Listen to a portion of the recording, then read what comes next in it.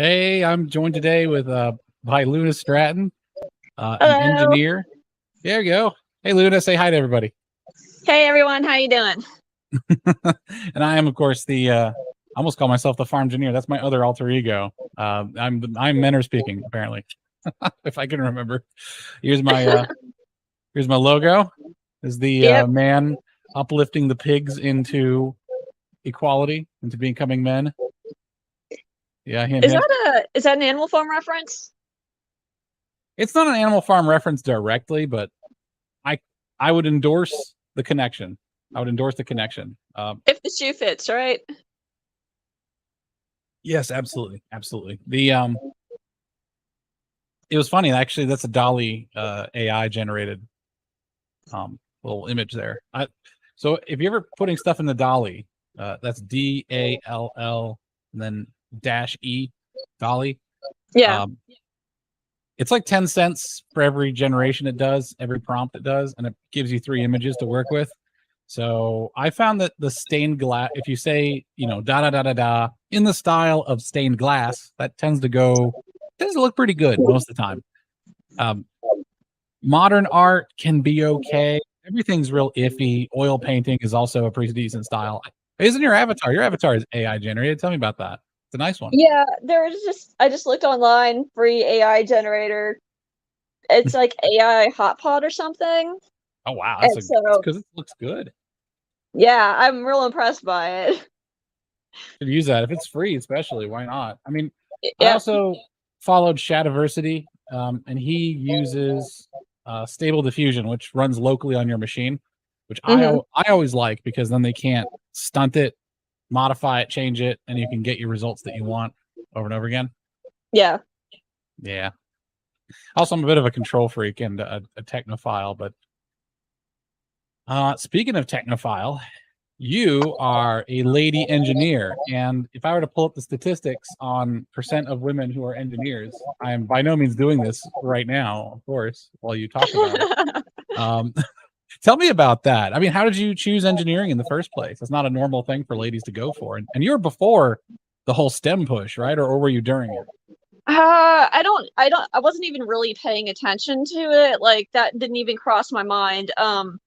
It's kind of I went in there because one, my father he's an atmospheric physicist, and my mother was a Hmm. mathematician.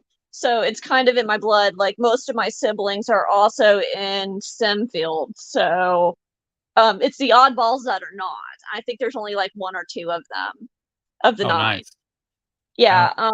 how factual but non-liberal of you to say that there's a possible blood component to uh Well, it just kind of seemed obvious to me. It's just sort of like, yeah, we're all a bunch of nerds. We look like nerds. We talk like nerds. Uh, the weather's an actual legit conversation because, we start talking Mm. about particles in the atmosphere, and it's like, yeah, this is not a normal topic of conversation. So, yeah, I no, mean, it's an elevated conversation. It's very interesting, and I think it'd be over a lot of people's heads. So that's cool. yeah, yeah.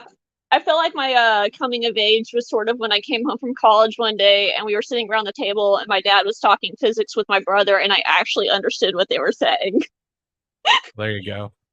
Yeah.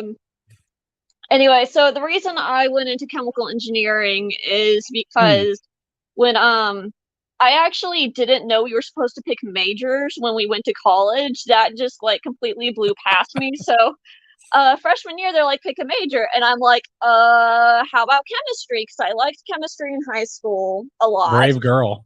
Yeah, and my mother looked at me and she says your uncle is a chemist, don't you dare. And I was Oh like, yeah. oh, yeah, because apparently he went through a bunch of rough stuff because he discovered things in a bunch of different industries that were unethical Oh. and they screwed him over a couple times for it. So my mom's like, no. And I'm like, chemical engineering. And then everyone around me is like, that's a terrible idea. With That's eye really, rolls. Yeah. yeah, it's a really difficult field. You're going to screw yourself. And I said, challenge accepted. Challenge accepted. Now I want to go straight to the ending. Did you screw yourself? Yes and no. I It's mean, always that way. it wasn't really the academics as much as it was the bureaucracy and the professors, because That would follow most majors, right? Or is this like bureaucracy and professors? Is that specific to chemical engineering? Is there something special about that? um I think it was particular to my university because one, we were low on professors at the time, and one of the professors is actually forced into retirement because he had been caught docking females' test scores because he didn't believe that women should be engineers. And See, that's so, actual prejudice. That's actual. yeah, and so the university wanted to cover it up. They didn't want it to be a big scandal, so he had mysteriously retired, which was a common thing at my university. Oh, Um, I am obligated as a man on the internet to, before you proceed, I'm supposed to respond by saying based. There we go. I've done it. I've checked box. And now yeah, we can move on. yeah. Anyway, so there was a lot of issues in the department that they were not addressing at all. And they didn't want to have to get rid of any more professors because they were already short staffed. And so technically my degree is chemical engineering and business because they decided that I was missing I only needed like 12 credits left. Right. Oh, it's one of those. Yeah. And it was senior sequence. It was fall, spring, that order. I was ready for it in the fall, and my counselor looks at me. He's like, "Oh, you're missing this one class. You have to be pushed back an entire year." And I was like, Yeah. "No, I had the same thing happen to me. I had to beg on my knees. Oh, she's gone. She must hit the wrong button. Her internet crapped out. Yeah, I'll while she's about to pop back in, I had to beg on my knees to have social sciences credits transferred over to humanities. I don't know the difference between humanities and social sciences. Okay, I'm an engineer. I'm not a bureaucrat. I don't feel like there's a difference between those two. Like, okay, one we're going to talk about literature, the other one we're going to talk about. Hey, Luna, no worries. yeah." I rolled on. I can vamp like a pro here. So I don't know what the beat. happened. It shut down. That's weird. I just pooped that. Technology is weird and dumb. The more I work in the technology industry, and for everybody that doesn't know, I'm an embedded software engineer. So I build the like IoT. I hate that phrase. A bunch of MIT guys came up with the Internet of Things. Yeah. Reasons, things, all that. Yeah, I hate that stuff. Talk like a grown up, man. Adulting. Yeah, No. I program that stuff. Yeah, I program that stuff. So the more I learn about technology, the more I realize we're on really shaky ground. Everything's like this close to being hacked or just falling apart. We don't need an EMP. Right. We just need, yeah. What's your perspective in chemical engineering? How does that change your perspective of the industry, the nation? How do you even look at like environmental sciences? You must have had some real eye-opening experiences with all that expertise behind you.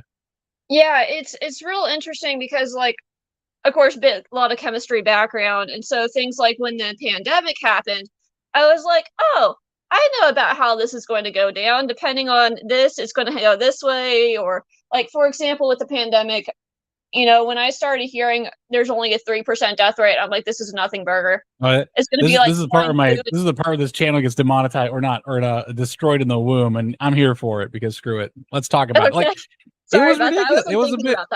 No, it's all good. It was a bit ridiculous because I was first I was worried, and admittedly, not based in red pilled. I was okay with the lockdowns at first because we didn't know what we were dealing with. I considered China to be very untrustworthy. It's not a very trustworthy society. They lie a lot. I mean, they have fake rice and eggs, for God's sake, that they sell. Oh, right? God. The things I hear about China, especially in the chemical engineering field, like the stuff they do to the food, the baby products, the steel beams that are not actually the quality they say they are. And I'm like, why do you keep buying materials out of China? Especially after you had things break, and they break because they were not the materials that you ordered. I'm gonna look up a channel. There's a channel. I forget what they're called. I'm gonna say just Ghost Cities of China. Oh, here we go. There's a great channel, and I'm surprised they haven't been caught. And I'm looking for it right now, but it's not a secret. There are ghost cities in China. It's like some weird real estate scheme, and they're just crumbling. Like, these things might be there for might only be like 5 or 10 years old, and the cities are actually just falling apart. Oh yeah, Yeah, I think I've heard of that. ADV China. ADV China. I'm going to put it in the comment section here and see if that works out. But ADV China has some great footage of just two blokes on motorcycles driving around China and just documenting what they see. You know, tourist. That's what I love about. That is one thing I love about technology these days, is that every tourist becomes a journalist if there's something happening. You know, Yeah. so All you need is a camera and an internet connection. Yeah, exactly. You know, we've seen that with the Lotus Eaters, like Callum going traveling. That's some of the best coverage of the Ukraine conflict I've seen. He's just there talking with people, Transnistria, all that stuff. It's inspiring, really. You could just take a week vacation and go and show the world something new. Yeah. Your phone. Don't go to South Africa right now. Oh no. Sure. There are places I will not go. Oh, you know what? Maybe I could be one of the good ones. Maybe all the South Africans would be like, "Oh yeah, you know what? Men are speaking. He's one of the good ones. We won't kill him." I'll just ingratiate myself. Just yes, sir. Whatever you want, sir. I am pale and blonde. There are places I will not go. Yeah. You can probably. I think you fit in Scandinavia. Go to Russia. That sort of stuff. You're probably all right. Just have a bodyguard. You just need You just need to trick some dude into just protecting you while you go abroad. Well, not trick. That sounds bad. I'm sorry. That sounds bad. No, I wouldn't want to do that. I'd pay them a decent wage as long as they don't sell me out. That's the real kicker: is are you going to sell me out or not? Here's the fun of it. He'd probably enjoy it, and you wouldn't have to pay him necessarily. You just say like, "Hey, we'll enjoy the experience together," because a lot of guys want to travel, and it's a weird thing when. This is where I'm going to get into men and women and how we interact. For some reason, having a woman around makes an event more significant, and I can't explain it. Like if you go to the movies by yourself, or you go to the movies with a male friend of yours, or you go to the movies with a woman, it's different. It's for some reason it's different. It feels more significant. I don't know why. It's a mystery. Maybe that's why women, when they take all those photos, put their face in front of the thing they want you to see. Oh, that's true. Yeah, like guys want to see women. That is, and I think a lot of the red-pilled manosphere stuff is just men angry that they have a biological need to be with women, and that women treat them so poorly, right? Because if men didn't care, they wouldn't care, right? They would just be like, "Oh yeah, I'm into Warhammer now," or "I'm into model trains." They wouldn't be on the subject. What is the quote? The opposite of love is not anger. The opposite of love is indifference, or something. Yeah, you know what? That's a good point. They are not indifferent to women, that's for sure. They are not at all. Yeah, they're angry and bitter, and it's not good. Speaking of men being angry and bitter, you went to school for chemical engineering. How was the male-female ratio on that one? Female ratio was very low. And it was interesting because a lot of the women in there were kind of not what I expected. So really? Yeah, tell me about that. Yeah, so one of the women was actually a single mother, and she was trying to get through her college degree so she could take care of her children. I don't exactly know her situation, but she was a really nice person, and we got along real great. One of the things that got me was the loose connections between people. Like you get to know people based on, we got to study for this test, and there's a lot of people you just kind of know but don't know. You ever heard of the phrase trauma bonding? No, I haven't. It's a thing that men do, and that's actually why the university system is kind of a different experience for men versus women. Is that men trauma bond? Like one man and another man were like in a war together. Now they're best friends for the rest of their life. Yeah. And men also have the ability to just pick up the phone like 30 years later, and it's like we didn't skip a beat. It's very strange. I can't explain it. I feel bad when I call up somebody who I haven't talked to in years and years. But I just did the other day, and we hit it. We just picked right back up where we left. So the social experience is the networking experience, and the networking is one of the reasons you go to college. Yeah. So I guess there's a bit of a gender difference, I suppose, there, actually, just in the way we experience college and how we pick up social connections. Yeah, there were not very many women in the field, so a lot of my friends were actually in other fields, and I mostly just, so most of the people I was actually interacting with were guys in chemical engineering, and um, How'd but that the go? few, well, they all had girlfriends that were prettier than me. But you Oh, No, it was actually a whole thing of girls in like a lot of the other like it was a joke that women would go there to get MRS degrees. Like they would go there to get married. So you'd have all these girls in like education or some wimpy field that would just be hanging out in front of the buildings of all of the engineers or the mathematicians or like oh, okay. yeah, and they'd pick up dudes and they would Mm-hmm. pretty much butter him up and take care of him and this, that, and the other thing, Yes. and I kinda got a little bit jealous because 'cause I'm like, Flip "I this. don't have a guy who's gonna cook for me." Okay, But, yeah. Let me tell you something. Let me tell you about the other side of that experience. Right. First off, yeah, those ladies are the smartest women in the world. They I know was the so game. jealous. They're there. They know the game. If They you know the go in there game. and you look pretty and you are different than those guys, like you are complimentary, but also you give compliments, right? Complimentary as in like you have skills that complement their own. Like maybe they know how to cook or something like that, right? Yeah. Which most engineers don't. Like we're microwave chefs. I think I totally know how to cook, though. well, I That do is my too, but jam. most Yeah, guys don't. Yeah, most most most guys don't, engineer that's guys true. don't. Yeah, they're pure ramen, which is nothing wrong with ramen. I love ramen. I eat it every day. But it is not the it is not it lacks the female touch. Let me put it that way. Yeah. Uh, so these guys are getting a great deal. I would Yeah. 100% pick that up, and these girls are getting a great deal too because it's like buying a bond, like a treasury bond. Because Yeah. first Like, off, they were geniuses, but it's also frustrating.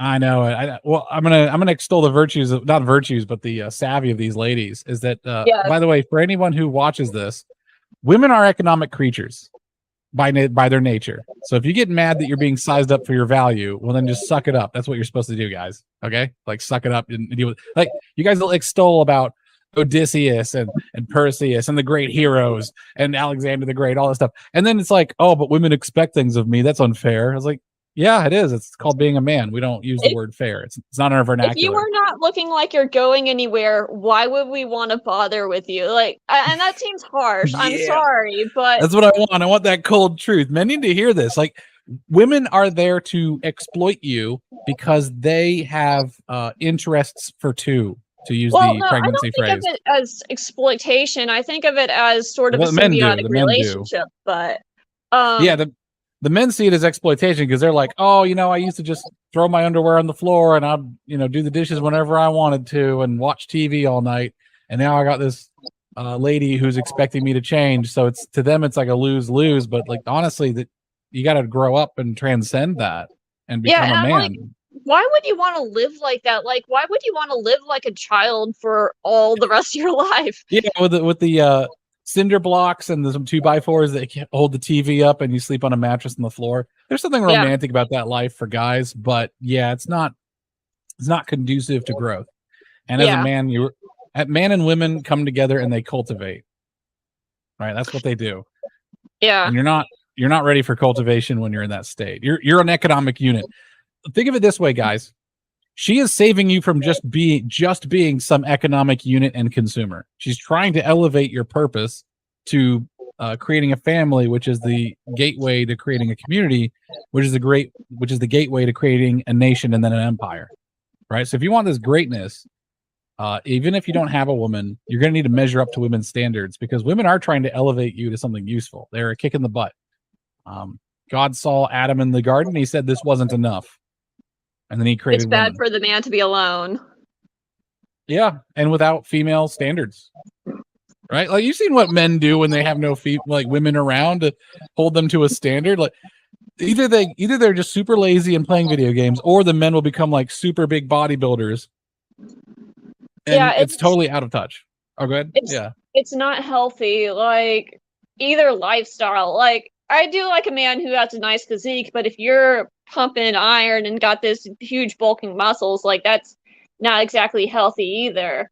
I do yeah. encourage Women exercise, by the way. I find women are very good judges of healthy. Like they seem to know what looks good. I guess it's like It's the stereotype hardwired. is, yeah, women are hardwired to understand what is healthy. So yes, women will pick up on things that you do, and they'll judge them. And women cannot articulate what's wrong with it, and that can be frustrating for you guys.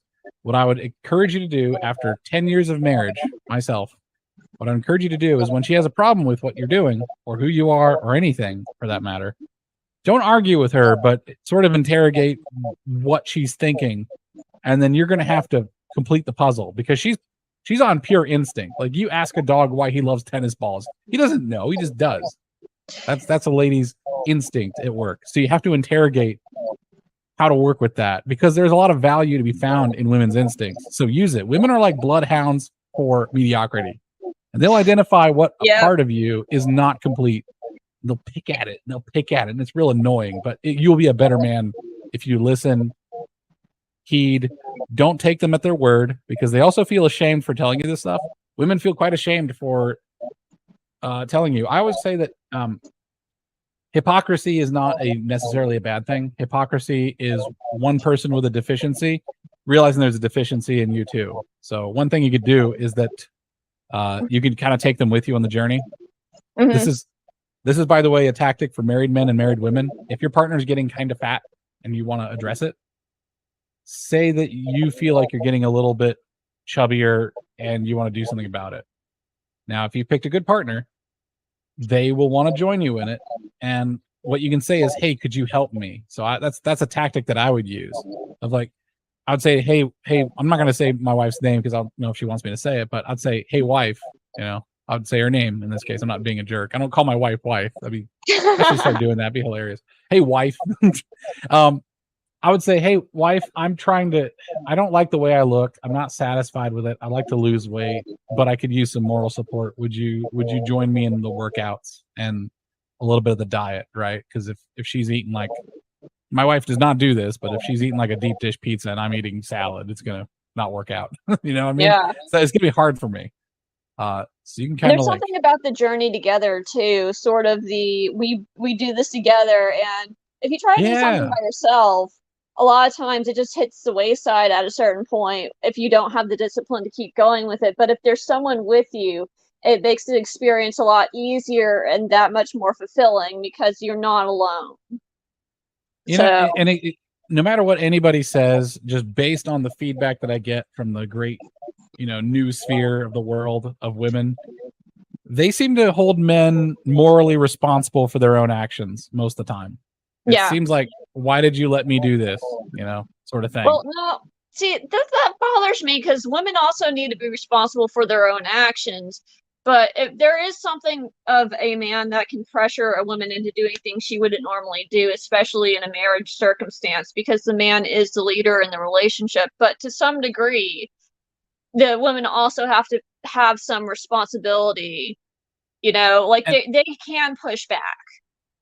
They can, but they aren't. So, one of the pillars that I'm building this video, and I'm going to start having videos that are not live. The live streams are very easy to make, and they're content rich. They're idea rich, and I really like them. But one of the videos I'm going to make soon, probably this weekend, we'll see, is the pillars of Men Are Speaking. These are the pillars of truth that I rest upon to build my philosophy, to help men become better men, family men, and work with women. And one of them is that everything is men's fault. Okay. And that sounds bad, right? But what I'm doing is I'm empowering men. I'm employing, was it Jocko Willink? His principle of extreme ownership. Like, men need to take extreme ownership. And taking extreme ownership means that you have to blame yourself, or at least put the responsibility on yourself to create the world that you want to create. So if the world is not where you want it to be, you have to look at yourself and say, okay, us men, what can we do? So it's not that women can't be the moral leaders of a relationship, but from what I've seen, generally speaking, women are not good moral leaders. It seems to be that they really like chaotic stuff. They like to shake things up. They like to go for justice and equality, but at the expense of maybe tradition, and at the expense of authority, loyalty, right? it really depends on the type of woman you're looking at too, because I admit that, bell curve, I'm on the weird side of where a Oh woman yeah, yeah. is.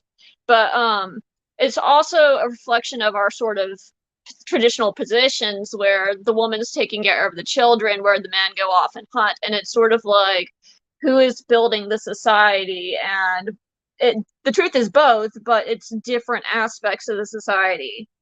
My So yeah, and my stipulation for men is that you have to be the moral leader of the relationship. You cannot be more degenerate than she is because she will not respect you, first off. All right? yeah. Because she can sniff out your mediocrity. Women always want a man who's better than they are. That's women always want a It's man who is true. yeah. So you need to Yeah. be better. You need to be her moral better as well because But you're you supposed to be leading this thing. You also need to know what she defines as better. Like, I know a lot of Yeah, men value complain about alignment, the true. whole, the gold digger thing. Well, money is an easy metric which women can define how the worth of a man, but it's not a good metric in my opinion. And it really depends on the woman and what she's also attracted to. So, like I said, I come from a family of scientists and engineers, and that's kind of in my blood. The kind of man I'm attracted to is based on intelligence and people that are willing to learn. Like, I find that attractive rather than money. Mm.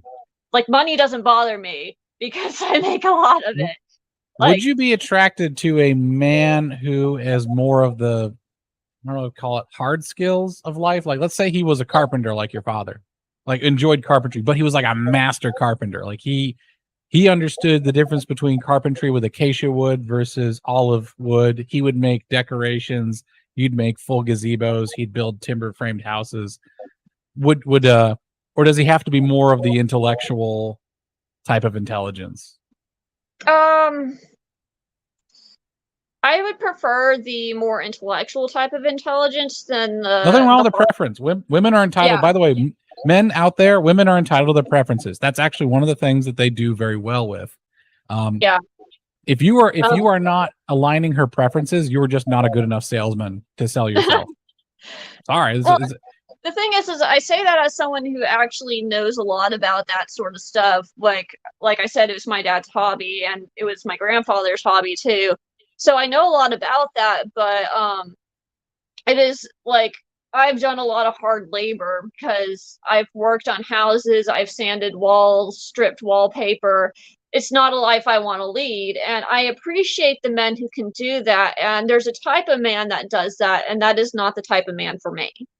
mm-hmm. So it's like I respect them, and they do like a lot of money, like plumbers, electricians. That is a really good field to go into. It's just sort of like I said, it's not my type of man. Yeah, exactly. I wonder what I guess describe what is your ideal man? What kind of man attracts you? So, like I said, I'm into intellectuals. A lot of like I want a guy that's interesting. And usually what I mean by interesting is I like history, I like a lot of Mm, mm, the sort of arts and that sort of deal. I like music as well. Like I played violin for a while. yeah. So I tend to be attracted to the artsy fartsy people, but I don't like artsy fartsy people that it's hard to describe. I'm sorry. Well, it's like can I take a stab? Yeah. I'm gonna take a stab. You like a man who is comfortable in the realm of ideas. Yes. He can play with ideas. He can suppose. He can opine. He can speculate, and he's willing to play with them like a child would play with blocks. He would play with ideas. Can we mix this with Yeah. here? But you don't want him to be lost in it. You don't want him to be like there's a sort of boyishness to being a full scholar. You want a guy who's also a bit maybe he's got some hard skills, a little bit rugged, he's a little bit grounded, he's got a job where he has to really interact with the world. I guess what I'm saying is that there are some men that are in their own heads all the time Yeah. and that doesn't really get out of their heads. It doesn't interact with the world. So maybe if this guy was I don't know, very More intellectual, anchored. but I'm sorry, what? More anchored to the world. Yes. Yeah. Like Yeah. maybe he's got a job where he's an engineer or he is a director of business development, which sets the technical direction of a company. So if you're business development, you would maybe say what the new kind of voice or touch applications would be with the device or the direction of the technology, which is almost a sociological construct. So okay.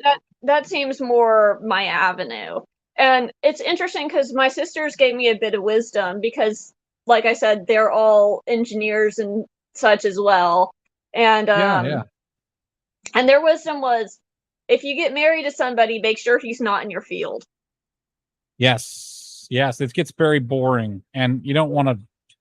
You want to sometimes step. This is something I've learned with my marriage. So my marriage hit the rocks a little bit ago because I just got so stressed out, and it culminated. It builds up over years. It's like a drainage pipe. If you don't clean it out once in a while, it will become completely gunked up, and it will become unbearable to be around, just like a sewage backup, right? You almost have to step outside of your day to day and be able to, like, that kind of guy would be interesting enough that you could forget about your day job and forget about your worries, and he could lead you on a bit of a journey to get lost in those ideas. Yeah, it's almost meditative to go explore ideas that are outside of your field. But by the way, I am a big proponent of do not have similar. You can have some similar interests, but when people say that, they're not giving good dating advice because it's not very specific. Like, do you both need to like kayaking if you like kayaking? No, you don't. You filtered out a whole bunch of people that are potentials. The only thing that you really, I'm a big proponent of this. If there's the only thing that you really need to have in common is the mode in which you like to relax. That is it. I like to relax. Yeah, because all those other active things are. I mean, you can relax while also being strenuous. Like running can be relaxing for a lot of people. In other words, what I'm saying is that you should both be able to sort of zone out and leave your problems behind. In the same way, because if both of you are interested in politics, that is not going to go well if that's the thing that you're both interested in, because you will not be able to leave your worries behind. If both of you are interested in chemical engineering, you are not going to be able to leave your worries behind. You're actually going to keep your worries together all the time. So that's really good advice from your family. Have different, The thing also with that is when you have similar fields, you're more likely to butt heads, and that causes all sorts of problems. Like if you are in the same field and you have a disagreement about how a problem should be approached, or they say something really dumb and you know better, that, like, as a woman, you almost compete with them at that point. Yeah, you're almost competing with them at that point, and that is not healthy for the relationship. So it's better for you to have your own avenues on that regard. So that's part of the wisdom. Okay, I used to do this when I was in college. I had a resolution that I would never date anyone I worked with or went to school with. And my reasoning at the time was I didn't want them to be able to find me. Like, I wanted my own time. This is my world. How did you find them? Oh, I volunteered. I volunteered as a tutor at the local high school. Now, don't think I'm creepy. I was only 1 year. I was a freshman. All right. And the thing is, I do a lot of volunteering because it feels good to me. I'm purely a self-interested volunteer. So do not think that I'm a good person necessarily. I like teaching. It's fun to me. And I had a terrible time with physics in high school. I got a D in physics. And I was pretty smart. I thought I was doing okay, but I got a D. So I'm not big on physics either. It's taught in really stupid ways. My resolution. Oh my God. Sorry. They make it so complicated. No, you're right. No, feel free to interrupt me, okay? Especially if you're agreeing with me. Yeah. My thing with physics is I had a teacher that he would push things out of left field. So like he'd give me a problem and then I had to set it up. So I set it up and then he's like, "You forgot gravity," smack on the back of the head. And I'm like, but gravity wasn't even mentioned. Where was gravity? Like, I don't get it. And so I just hated all the stuff out of left field, and it kept affecting my grades. And then he became paranoid about it. It's like, I must be forgetting something. And then sometimes I add things in that were not part of the problem because I remember. And then it makes things really complicated. Yeah. No, physics is weird. I loved physics actually in college, but not in high school. So I'll finish my thought really quick. I tutored in physics because I did not want people to have the same problem I did. Yeah. Which is a very engineering thing to do. Is if you ran into a problem, you want to solve it for everybody else. So I resolved to be really good at teaching physics. Hmm. I'm pretty good. I could teach if you can teach a layman, a normie, an advanced subject, then you're a great teacher. That's the measure of a good teacher. Is the Yeah. measure of a good teacher is how well their students are doing. But I Yeah. digress. So The the thing about things I liked with physics were phase and equilibrium, but that's not really much of a physics in classical sense. The physics that I liked was more of on a chemistry basis, but yeah, like classic physics like torque and building buildings and like statics, dynamics, that sort statics, of stuff. yeah. Yeah, like I did well in those classes. It was just not my fave. My brain does not work that way. That's so interesting because I could not get chemistry. So I got about 2 weeks ago, I got really drunk with a friend of mine, and we tried to remember carbon chain naming conventions, and we just got really drunk, and we're just like, okay, this is methyl butane or methyl hexane. What the hell does that mean? We're like looking it up and cross-referencing it. It was like learning another language. Is Yeah. what yeah. So And the notation, there's like 3 or 4 different notations because you can have the same chemical like formula, but it'll be 3 or 4 different chemicals because the structure of the chemical is so important. So right, how it's put together. It's not just about like, yeah, C3H whatever, that stuff. It's like how it's actually structured, which is why you would get your there was it's been 15, 16 years. I'm old. Since I took chemistry, but yeah, they'd have different names for the different type of yeah, structure. Like the and the thing is our fields are so in depth, and so you almost need to be in a meditative state to really master it and be functional in it, which is why scientists and engineers have offices or cubicles. Give me yeah. that high wall cubicle. Don't give me that open office BS. For all you marketing Um, ponces, that's good enough for you, I suppose. But I need full on meditation. I've well, got noise that's canceling good for headphones are the them because best they thing to can happen talk. to the field of engineering. Oh, go ahead. Sorry. Yeah, I said that's good for them because they can talk over ideas and all that stuff. But for engineers, it's like you got to sit there and actually compute the problem. And Yes, there's we will something about talk. there's something about getting in your head. And for me, it's like I see the chemicals like in a 3D dimension, in my head, and I can't do that if That's people are cool. talking back and forth. So Yeah, engineers and scientists like us, people like us, for all the viewers out there, do not feel bad that you're not like us. We're a bunch of freaks. We're a bunch of circus freaks. yeah, 200 years ago, we'd have no place in society. We'd be weirdo outcasts that would screw up menial jobs because we're thinking about some dumb BS. That's what we'd be. Okay, so we're relatively new. That's why scientists and scholars were always considered sort of puny and useless throughout history. and And weird. and you'd pretty much have to promise some king that you could make lead into gold for you to have any sort of power whatsoever. So you Oh could actually God, get some work. alchemy. Yeah, exactly. The engineers and scientists are weird. We're not better. We make more money sometimes. Trust us, we don't notice. We Yeah. are still living in like an attic La La Land. somewhere. We don't care. Well, the It's thing with that too is that it's interesting because one of my professors said something to us on like day one where it was like, no one cares if you're male, female, a trans, whatever, black, white. If you were they're the all idiot equally that blew up the useless. bridge, like Yes, if exactly. if you were the idiot whose miscalculation caused the bridge to fail and a bunch of people died, no one gives a shit who you are. You are now the person that ruined the project. Correct. You got a bunch of people killed, you retard. We're using Yeah. all the S and R words here now. We don't care. I'm drinking Evan Williams. This is very cheap, bottled and bond bourbon. So heck yeah. That's what I loved about engineering is that you didn't have to be a person anymore. You could let your work kind of be your avatar. Yeah. You could externalize completely. You didn't exist anymore. And for me, was someone who suffered from a tremendous amount of depression and I guess a mood disorder. I don't know. I don't like diagnoses. I feel like mental diagnoses are becoming a little bit like alchemy or astrology. Like women have a lot of people have. I give women tons of crap because women give men tons of crap. Play for play. All right, deal with it. Fair enough.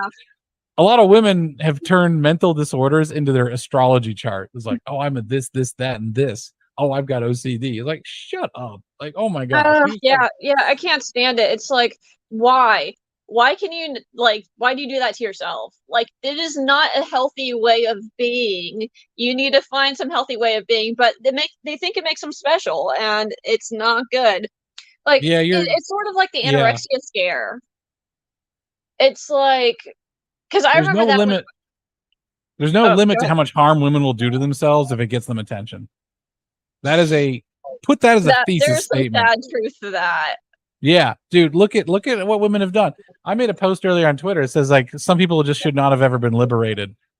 And really the thing is men have never been liberated either. We've always had the burden of earning, expectations, society, our sexual desire drives us to become something that women want us to be. Men are never free. Men were never liberated. All right. Yeah, and it's the same way for women too, and it drives. Okay, so the recent women kind of just. Oh, go ahead. I'm sorry. Go ahead. Finish your thought. Okay, I was gonna say the recent trend of all these women who thought it was a good idea for women to have jobs and them just bitching about they're just doing that for attention, man. Yeah, I know they're doing it for attention. It's so cringy, and at the same time, I'm like, women have had jobs for forever. They're not the same jobs as men, but they've had jobs for forever. And I admit that the women who are careerists or who do things like engineering are very rare. That is not your standard woman. They do exist and they're in a niche, but the vast majority of women should be, doing the stereotypical woman role, which is what they usually want. And that role is gone. That role is gone. I had a live stream 3 weeks ago, where I said trad wives were cringe or something like that. And my argument was that men don't need, it's like a pet. Men don't need trad wives. Yeah, you should not be a pet. But one of the beautiful things about technology is I feel like women can do things from home in which they are doing the classical stuff, but they can also make soap or whatever in their spare time. They don't have to be. Yeah. So people don't think that Luna's referencing Fight Club. She's referencing a conversation that her and I had offline a week ago. She's not thinking that women should go and become Fight Club, although that would be really funny. Awesome. That'd be so good. Women. I would love to see a female. I want to see a female reboot of that. Yeah. Okay. We are not good at fighting, but that would be hilarious. I think that would make it even better. I think you ladies suck at fighting. I think the ladies would taint food a lot, like poison it. Poisoning is kind of like what women do. That's a women's offense. Like when women want to get like full on. When I think of like a woman at her most fatal, I'm thinking Scarlett Johansson as the. Well, we got to be crafty. Like we cannot throw a punch. People. It's like punching a guy is like punching a wall, and so you have to think on those terms when you're a woman because, you can't do the standard. You beat up the bully.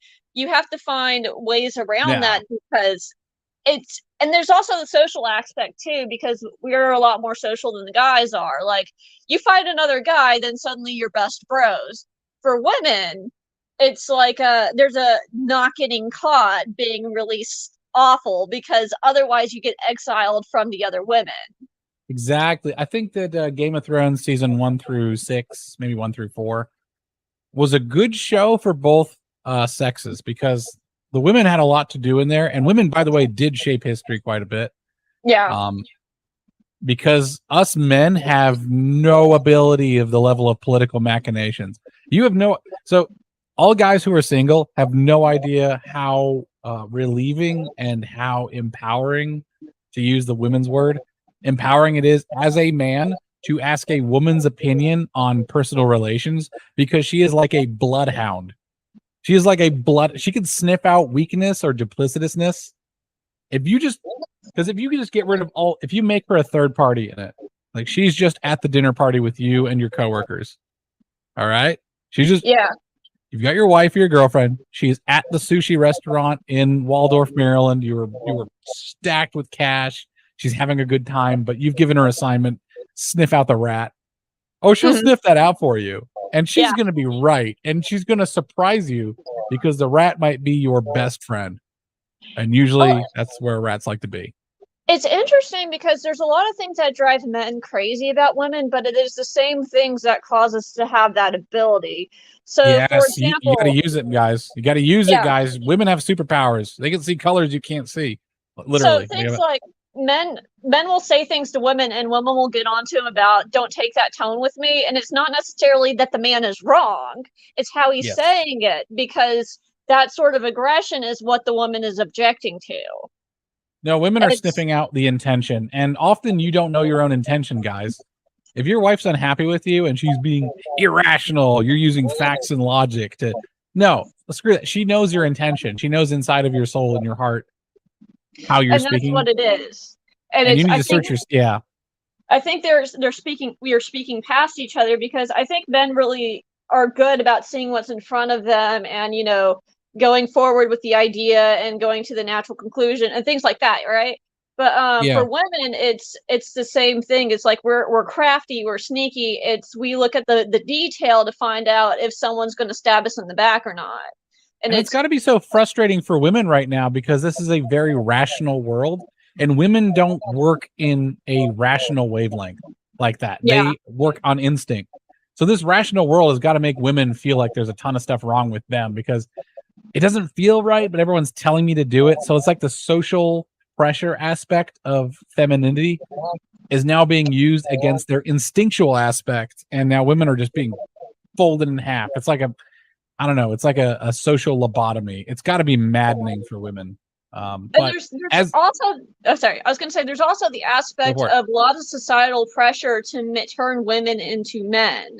And it's like, this is what you need to do. You need to run a Fortune 500 company. Now that would be you don't want to something be a that man, might be, yeah, fun to a very few women. Like, very few would want to run a Fortune 500 company. I no, think of it like a video game, but that's a very few selection of women. Most women, that's not what they care about. They're fine with their house and their community and their girlfriends that they can go to the cafe and get a latte with. Like, they want to build a handicraft and then show it off to their friends, and then if they sell it on Etsy, they feel so happy. They got a 5-star review. The happiest my wife has been, outside of interactions with me, has been she got a really good review, glowing review, and a favorite on her Etsy store for dragons. Her Etsy store is Wearable Wyverns. I don't have the spelling for it, but it's spelled the usual way, Wearable Wyverns. And she's not in business right now, but she'll open the store maybe in a few months. But cool. The I would say that a lot of men don't know what to do with women, and that is where tradwifery came. They took the superficial qualities of women, and that's why I'm very much against tradwives. It's the most superficial BS of women, and the thing is I also feel like they're kind of being a bit lazy. Like, they're selling an aesthetic. It's not hard to be a housewife these days. If you want to just be a housewife, and I would say, like, it's not a housewife, it's a house servant, right? You're not. Yeah. Sorry, got him. It's the yeah. Sorry, go ahead. Well, the cooking, the cleaning, the laundry, all that stuff. It used to be a full-time job. It's not. It went from 60 hours a week to maintain a household in the the Victorian era, and now it's like 15. 15 split between the two of you is only 7 hours a week. That is how much time you're going to spend listening to podcasts or watching videos, watching some Wendigoon. I love Wendigoon. People love long, like Joe Rogan. They're being lazy. It's like, it's not that hard exactly. to be a housewife. Dude, do your own laundry. It's not that freaking hard, okay? Like, it takes me about 30 minutes of actual work a week, and all that work is just hanging the stuff up. That's it. No, there's part of me that's sympathetic, because a lot of women are doing that. They want to be lazy, but it's also they don't want to be in the corporate world. And I've worked a corporate desk job, and that's I'm totally sympathetic for. But at the same time, it's like, if you don't like working for a big company, you can just quit and move to a different company. That's better. Like, I don't know if working at a company is what everybody wants, and I'll give it this way. I don't think so either. the Lotus Eaters and Carl Benjamin, all those guys there, said that no one's really providing an alternative. And I'll give the quick sales pitch, the 1 minute sales pitch. And I'm watching the clock because I'm going to keep it to 1 minute. Okay. Women, use men as stability and security during your birthing years, which might span 10 years, right? So let's say you start at 22. You use all that youthful energy that you would normally use, or in the modern world use, to stay up all night and party. Instead, you're using it to stay up all night and take care of babies and listening to music, and you've got the youthful energy to do it.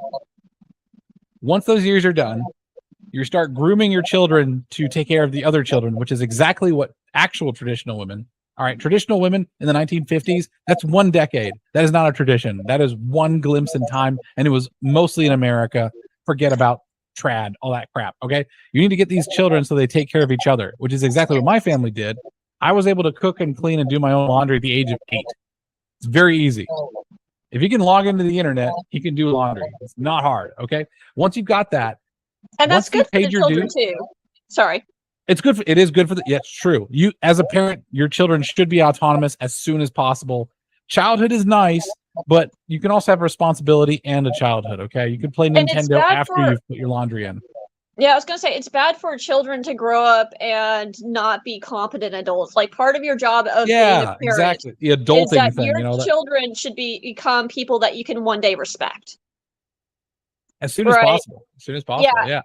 And so once you've got that point...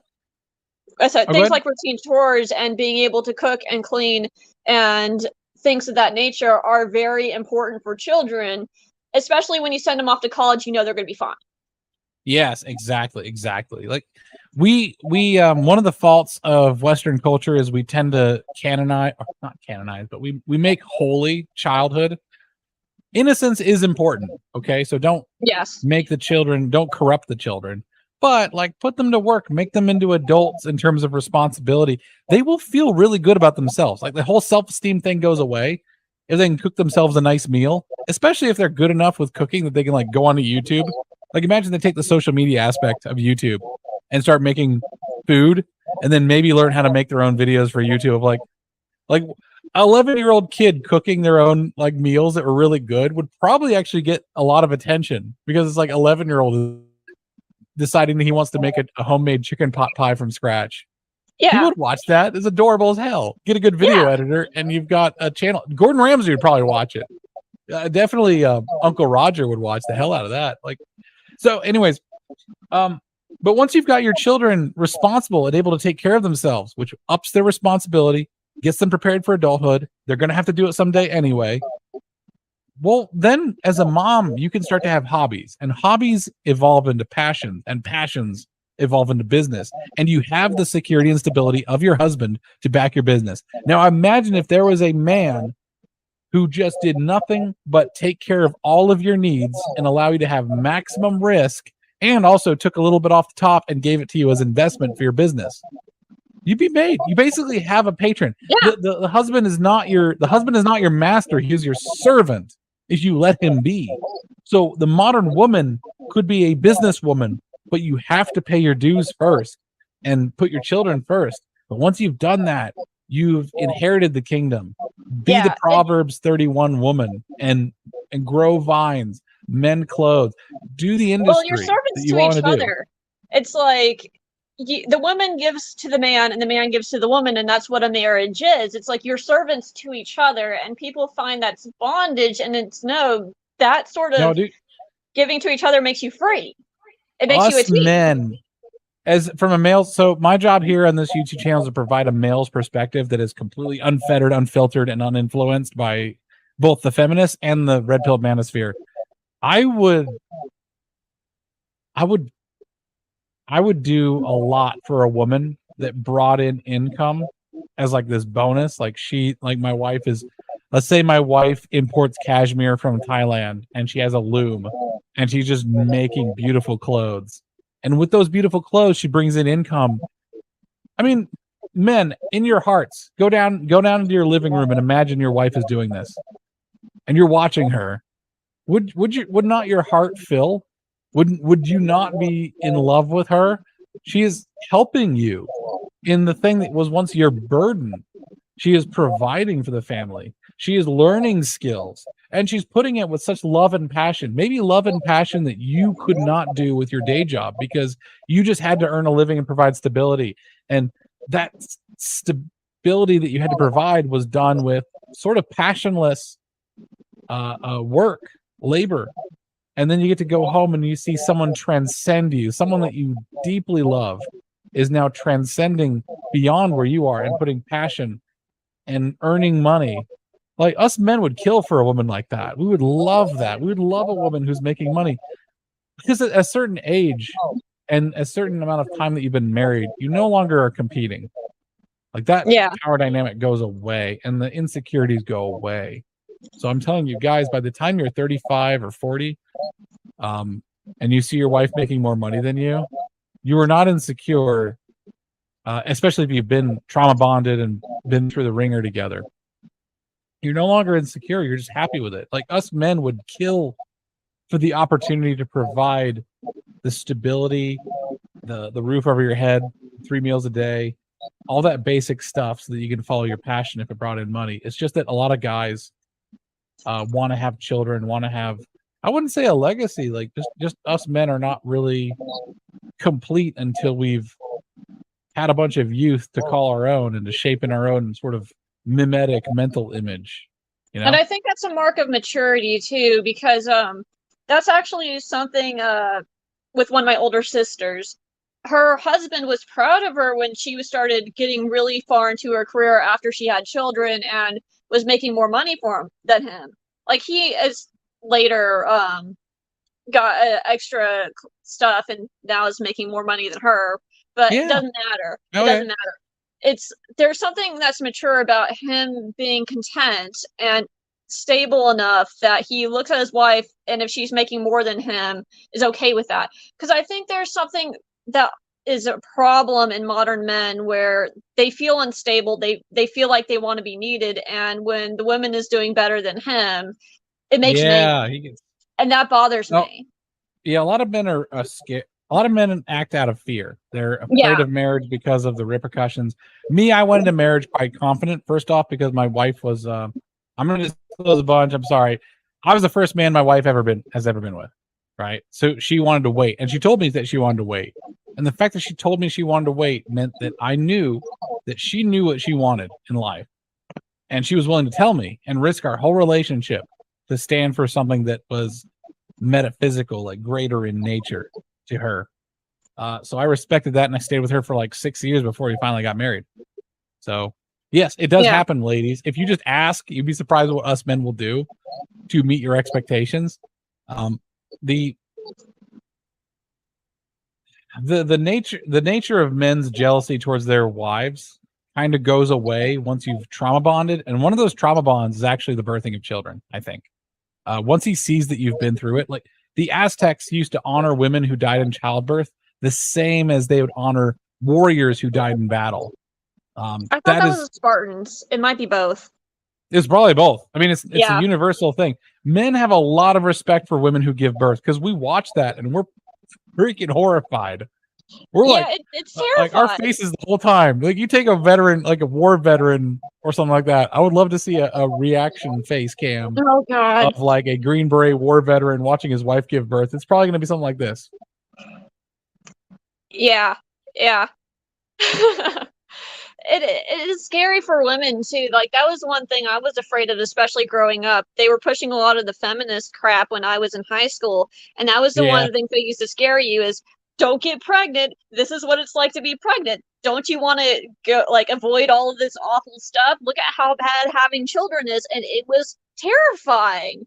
And it took a while and still I kind of have a gag reaction to some of that because it's kind of been imprinted, and I feel like that's a lot of the problems with women, and that's why women are so clutching to their birth control and stuff like that. It's bad, but it's a beautiful process bringing children into the world. It's an important process. It should be treated as a thing of heroism, which it's not.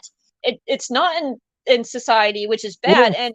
And feminists did that. Like us men have a tremendous amount of respect for it. Like the whole idea that we go out and have a cigar, I think was first off a feminist trope that they made up to slander men. I've never met a single father that did not have tremendous respect for his wife who gave birth to his children. Not a single man. Now, I would love to see some actual data on that. Maybe I'll go find some. We'll talk about it.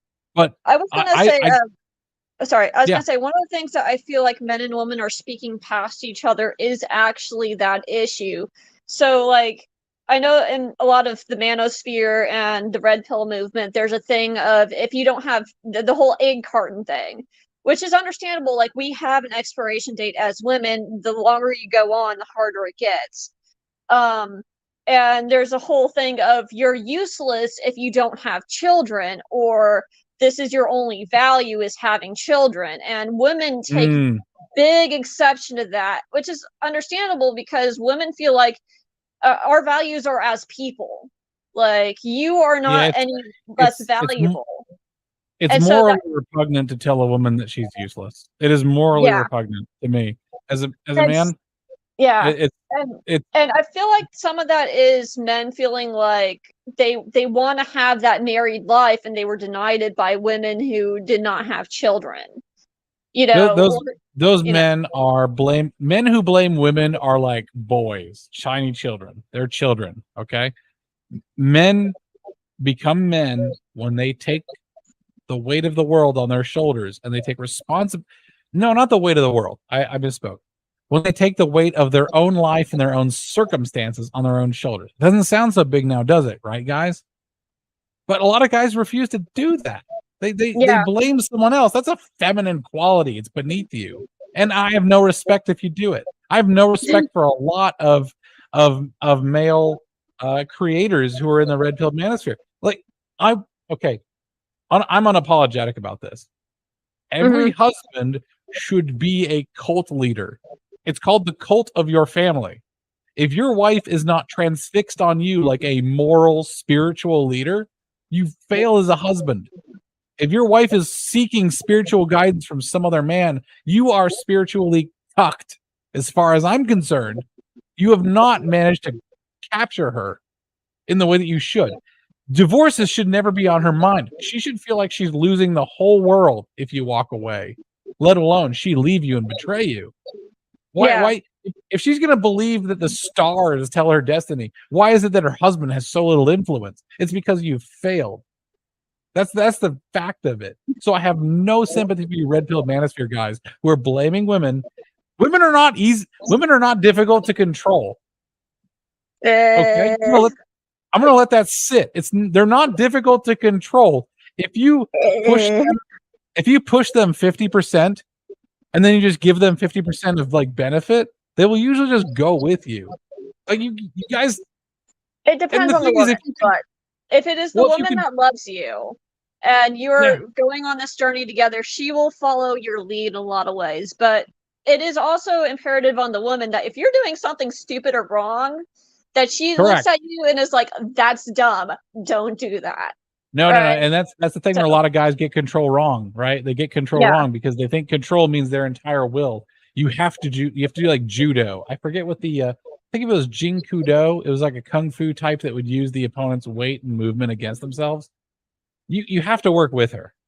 Okay? Yeah. Like, if you've ever tried to raise livestock like I have or grow food like I have, you realize that nature has its way. And that's why I love Eastern philosophy a little bit, because it has its way. It talks about the way of things. They have their own will, and you have to surf it. You cannot stop the tide, but you can surf the waves. And that's what you have to do as a man. Like, that's your challenge. If you don't want to rise up to that challenge, then that's fie on you, right? Like you get nothing. I mean, if polygamy was normalized, I'd probably have like 9 wives, right? But I'm a Christian, so I don't do that. Yeah, you would not want to live that life. Trust me, I would not want to live that life either. Like, if I had to compete with 8 other women, no. You gotta do what the Chinese do, and you have the first wife, and she's the one who keeps authority, and she's your she's your top.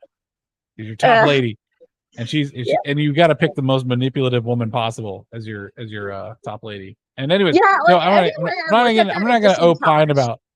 I'm not going to opine about polygamy because I am a dedicated Christian. But I will say that, like, guys, it's not Like, ladies get manipulated by the most easiest things. Why are you cashing in on that? Manipulation is about satisfying a need.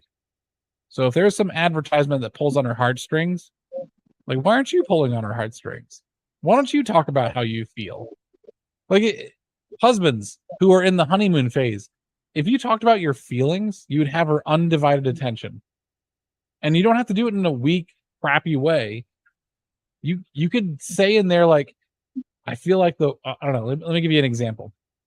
This is what I wish I would have said when I was early on. It's like, honey, I feel like the weight of the world is on my shoulders. Like, I've got to protect the both of us, and things are so uncertain with the economy, with my workplace. And what I could really use from you is just a little bit of escape from that, a little bit of a way to step back from that, and just some time for us together to just enjoy what we have and be apart from the world, so that I can reset and be ready to take on the challenges of the day. Like, do you think we could do that? Of course she's going to say yes. She can't possibly say no. That sounds like a beautiful prospect. But you've just earned yourself possibly, like, definitely something meditative, like let's go watch a movie, possibly something sexual where it's like, let's have great sex and then, like, just chill out for an hour in bed. But really, that's really mentally healthy for you guys.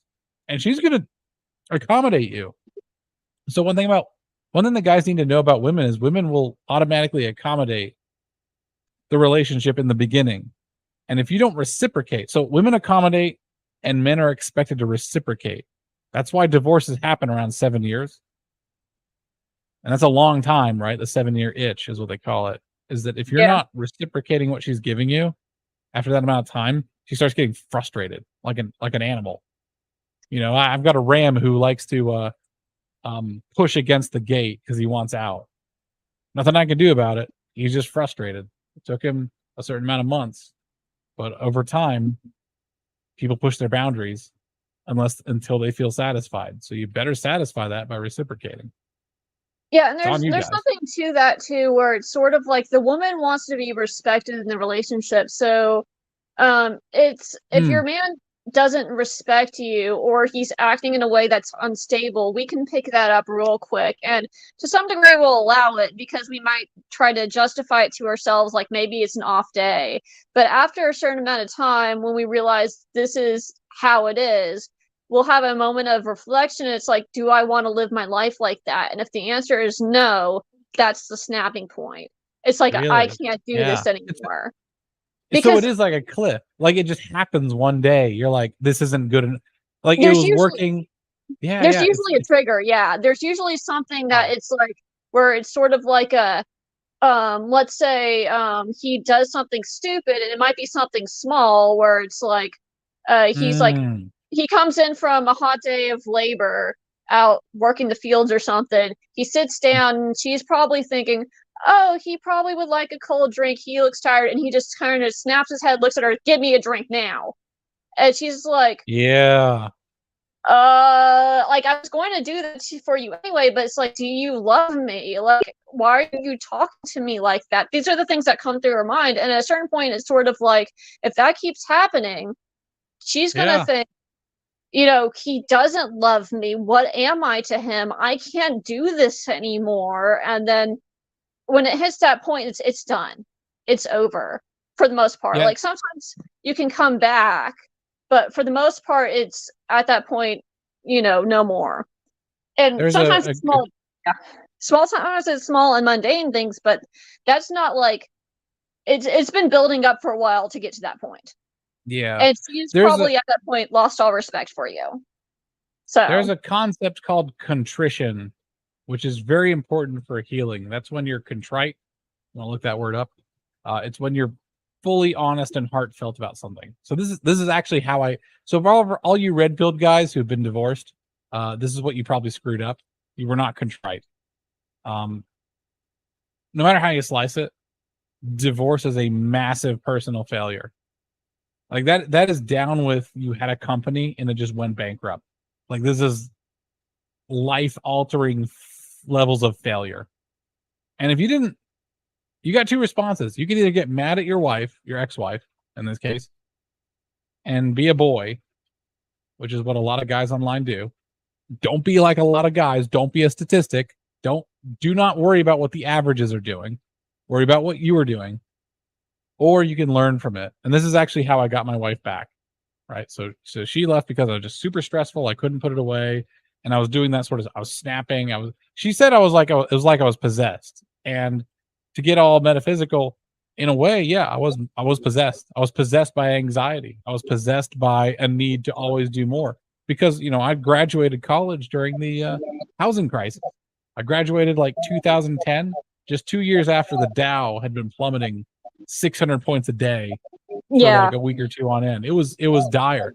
I always had to do extra, like really do like Herculean efforts, heroic levels of effort just to get by. And I carried that my entire life. And eventually my wife just said she had to separate. She couldn't be around anymore. Now, I could have gotten mad at her, but I didn't. I looked at what she had said and prayers to God. Feel weird of me about, as you want, but God told me that she's 100% right. And she always is and always will be. Which is a good, like, metaphysical measure. Women are always right, but they don't always know why they're right. They see a problem, but they don't know why. You need to interrogate the why. That's your job, man. Okay, this is not going to be handed you on a silver platter. Like the will of God, the will of women is very mysterious, and you need to interrogate and meditate on it and then satisfy it. I resolved to destroy my old self completely and remake myself because my circumstances have changed. I make lots of money. My mortgage will be paid off in like 10 years. I want for nothing. I have almost no personal expenses. Why am I trying so hard? Why am I so anxious? So by blaming myself and holding myself responsible, I actually saved my marriage. And the responses I had to her, so she sent an email to me that outlined everything I'd done wrong, and it was brutal. It was hard to read, but I read it because she's 100% right. And my response to that email was, "Yeah, I agree. That's actually 100% understandable." And then I like added to it. I was awful in these ways and these ways, and I was unfit in these ways and these ways, and I was an unfit husband for these reasons. And now we're talking about moving back in together and starting over. Like, she values marriage. Discernment is an important skill that men should know. You should marry a woman that deserves to be married. If you don't, like a gold digger, like Luna was talking about, dude, that's on you. There's some crazy that's on you, guys. women out there. Like you didn't do it. Yeah. Like men did nothing. Go ahead. I was gonna say there are some crazy women out there. The whole saying of "don't put your dick in crazy." There is a certain period of time of she might be hot, but you need to wait it out for a little bit, in your dating phase to kind of, especially because women are crafty too, to make sure she is the right one and that she is not hiding anything like that underneath. And I'm a big fan of men learning from women in a lot of ways. And one of those ways is using women's shit tests, because shit tests are amazing. They are a brilliant evolutionary strategy to assess their personality. What you do is you stress them out in a certain way and see how they respond. It's a shit test. Suddenly, no restaurant you suggest is good enough for dinner tonight. How do you respond? Do you become assertive and take charge? Do you appeal to emotion, right? Do you get angry? Do you? This is why I love video games. If I play video games with a guy, I can pretty much discern a lot of this stuff. That is so brilliant. Yeah, because a lot of times you can damage the relationship, and it's a really, because I don't like doing that. I don't want to, pull a man by the strings. But if it's something like in a video game where we're just goofing around, I can probably, if I get mad at him, I can destroy the base. And then how is he going to react, Or I'll tell you what, it was really good. Me and my wife had a Nintendo Switch, and we played a game called Overcooked. And Overcooked is basically I love that game. Yeah, it's absolutely wonky restaurant chef simulator with all the chaos. That is a really good shit test. So do that shit test on your wife. Yeah. because my wife, when we failed, because you will inevitably fail. When we failed as a couple, she said, "I'll try harder," and I was like, "Picked a good one. Yeah. Picked a good one." And I said, it's also a thing of strategy too. It's like, how does he react? Does he get mad and throw the controller, or does he sit there and calculate, okay, this is what we're doing wrong, let's try this next time? And how mentally stable is he? How frustrated is he? So that's why I love video games with that. and also how emotionally receptive is he? Because if I'm a husband and I see my wife is getting stressed out by this game, I would say, okay, let's go do a round and we're just gonna F it up the whole time. Let's just throw food everywhere. Let's just throw it. Let's just have some fun with this. Like, screw it. We're not gonna try. Let's just have a tension breaker session. Like, I want it all thrown out. Like, when the airships come in and you got that gap between you, we're just throwing all the dishes in the gap. Like, screw it. I'm gonna show this game what I think. Just rage quit. And it's a bonding experience. Like, women want attention, and they want part of attention is both time and depth. Okay, attention is about time and depth. Time is like you're just hanging out with her. Okay, depth is you're reaching understanding. You're able to pay attention to deeper levels of who she is. Yeah. So, and I think there's something in women that we want to love somebody too. At least I do. It's like when you have a guy, it's like you want to sit there and give him all sorts of stuff and love on him and just make him feel like he is on top of the world, right? And part of it is the attention. Yeah, it's like we want attention, but it's also sort of like there's something good about making him feel good. True. Yeah. So, guys, you have to give your woman a win scenario, and that's the positive reinforcement. Most men use negative reinforcement, like criticism.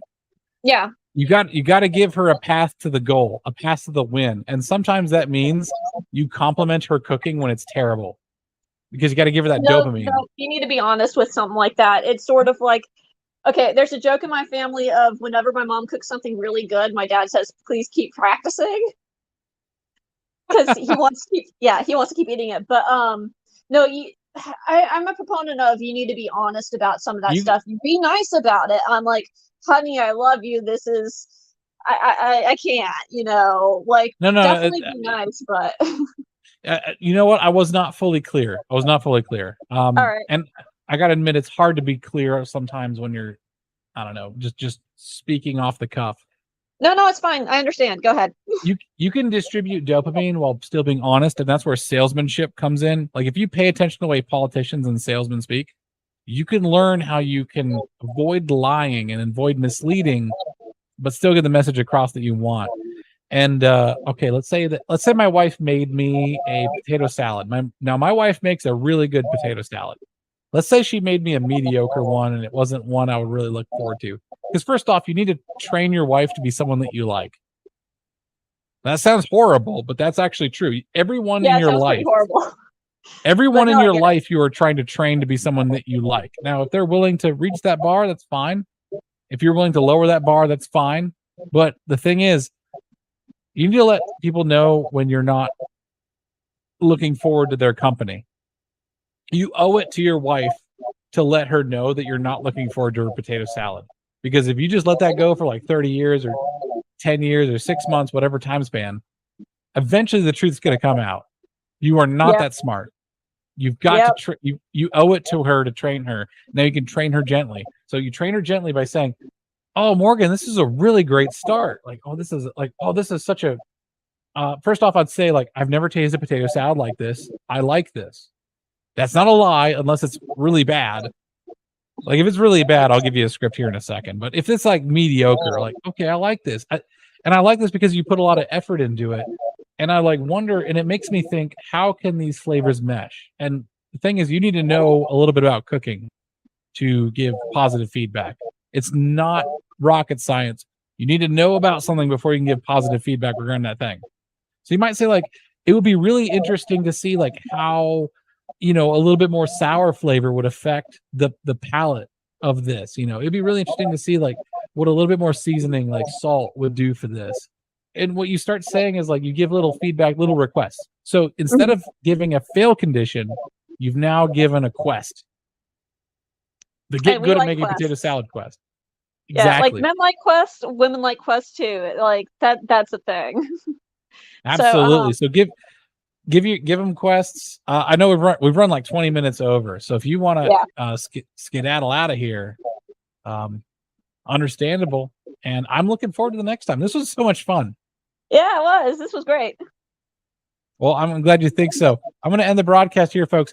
Everybody who's watching this at the time or afterwards, I thank you for watching this. I hope you got something out of it. Leave a comment if you want us to talk about something else. I am an open book, and I am ready for you to just write in the margins what you'd like to see next. So thank you for all. And Luna, say goodbye. Bye-bye. Take care.